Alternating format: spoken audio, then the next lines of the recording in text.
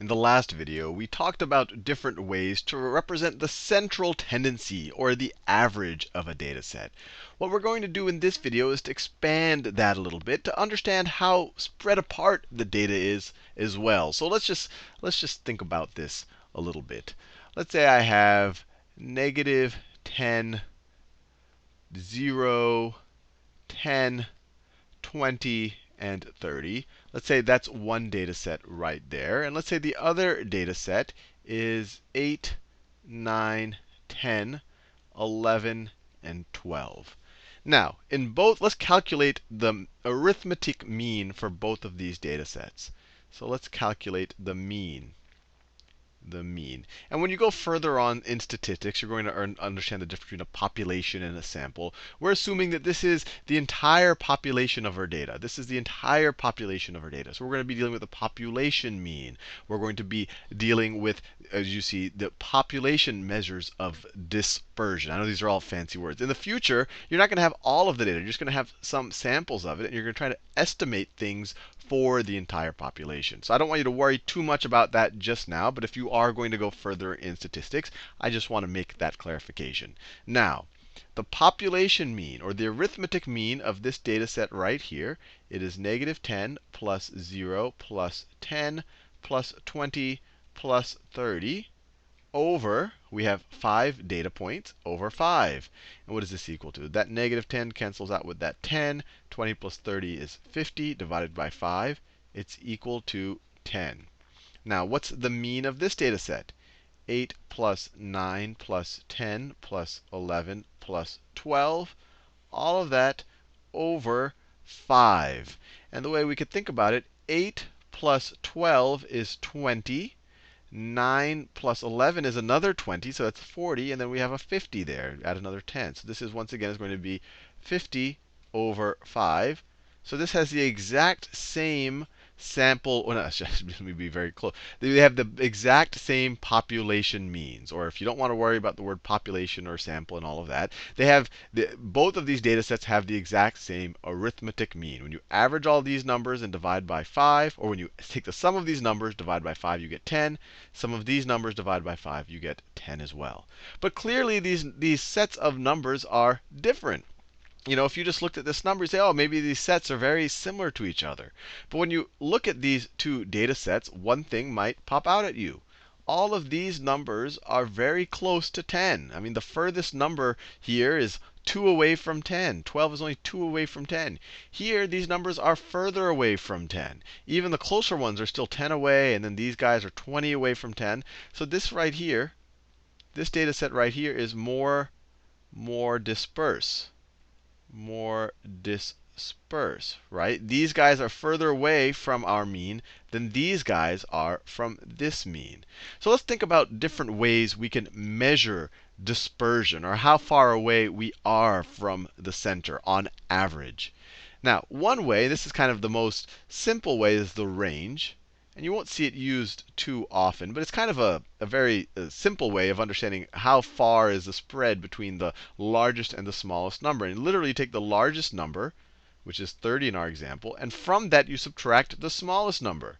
So 30 minus negative 10, which is equal to 40, which tells us that the difference between the largest and the smallest number is 40. So we have a range of 40 for this data set. Here, the range is the largest number, 12, minus the smallest number, which is 8, which is equal to 4. So here, range is actually a pretty good measure of dispersion. We say, OK, both of these guys have a mean of 10. But when I look at the range, this guy has a much larger range. So that tells me this is a more dispersed set.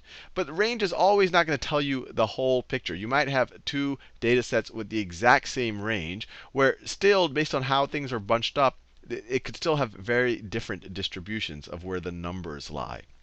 Now, the one that you'll see used most often is called the variance. The variance. Actually, you're going to see the standard deviation in this video. That's probably what's used most often, but it has a very close relationship to the variance. So the symbol for the variance, and we're going to deal with the population variance. Once again, we're assuming that this is all of the data for our whole population, that we're not just sampling, taking a subset of the data. So the variance, its symbol is literally this sigma, this Greek letter squared. That is the symbol for variance. And we'll see that the sigma letter actually is the symbol for standard deviation. And that is for a reason. But anyway, the definition of variance is you literally take each of these data points, find the difference between those data points and your mean, square them, and then take the average of those squares. I know that sounds very complicated, but when I actually calculate it, you're going to see it's not too bad. So remember, the mean here is 10. So I take the first data point. I say it's, let me do it over here. Let me scroll down a little bit. So I take the first data point, negative 10. From that, I'm going to subtract our mean, and I'm going to square that. So I just found the difference from that first data point to the mean and squared it. And that's essentially to make it positive. Plus the second data point, 0 minus 10 minus the mean. This is the mean. This is that 10 right there, squared. Plus 10 minus 10 squared. That's the middle 10 right there. Plus 20 minus 10. That's the 20 squared. Plus 30 minus 10 squared. So this is the squared differences between each number and the mean. This is the mean. This is the mean right there. That is the mean. I'm finding the difference between every data point and the mean, squaring them, summing them up, and then dividing by that number of data points. I'm taking the average of these numbers, of the squared distances. So when you say it kind of verbally, it sounds very complicated, but you're just taking each number, how far, what's the difference between that, the mean, square it, take the average of those. So I have 1, 2, 3, 4, 5, divide by 5. So what is this going to be equal to? What is this going to be equal to? Negative 10 minus 10 is negative 20. Negative 20 squared is 400. 0 minus 10 is negative 10 squared is 100, so plus 100. 10 minus 10 squared, that's just 0 squared, which is 0. Plus 20 minus 10 is 10 squared is 100. Plus 30 minus 10, which is 20 squared, is 400. All of that over 5. And what do we have here? 400 plus 100 is 500, plus another 500 is 1,000. It's equal to 1,000 over 5, which is equal to 200. So in this situation, our variance is going to be 200. That's our measure of dispersion there. And let's compare it to this data set over here. Let's compare it to the variance of this less dispersed data set. So let me scroll over a little bit. So we have some real estate, although I'm running out. Maybe I could scroll up here. There you go. So let me calculate the variance of this data set. So we already know its mean. So its variance of this data set is going to be equal to 8 minus 10 squared plus 9 minus 10 squared plus 10 minus 10 squared plus 11 minus 10. Let me scroll up a little bit. Squared plus 12 minus 10 squared. Remember that 10 is just the mean that we calculated. You have to calculate the mean first.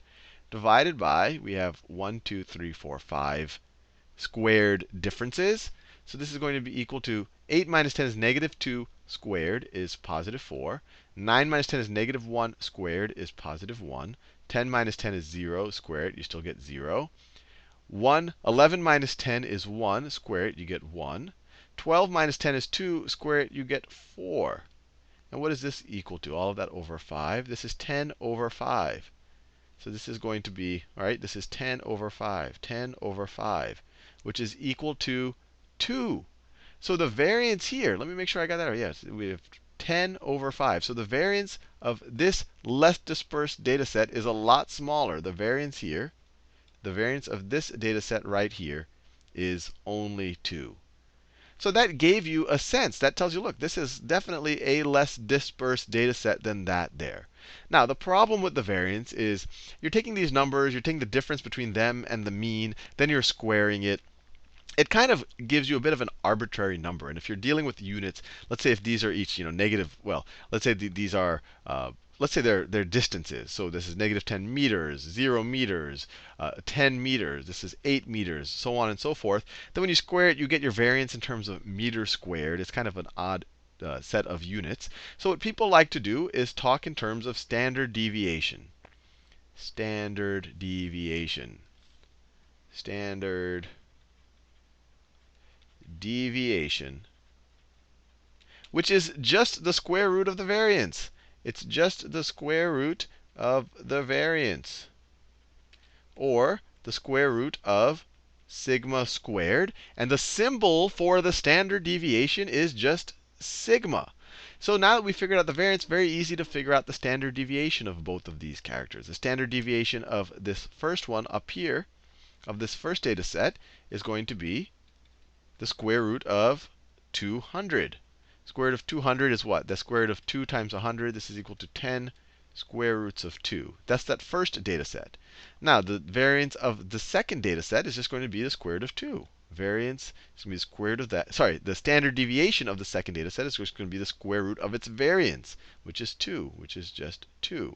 So the second data set has 1/10 the standard deviation as this first data set. This is 10 roots of 2. This is just the root of 2. So this is 10 times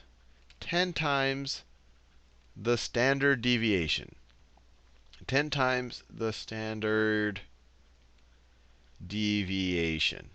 And this, hopefully, will make a little bit more sense. Let's think about it. This has 10 times more the standard deviation than this. And let's remember how we calculated. Variance, we just took the each data point, how far is away from the mean, squared that, took the average of those.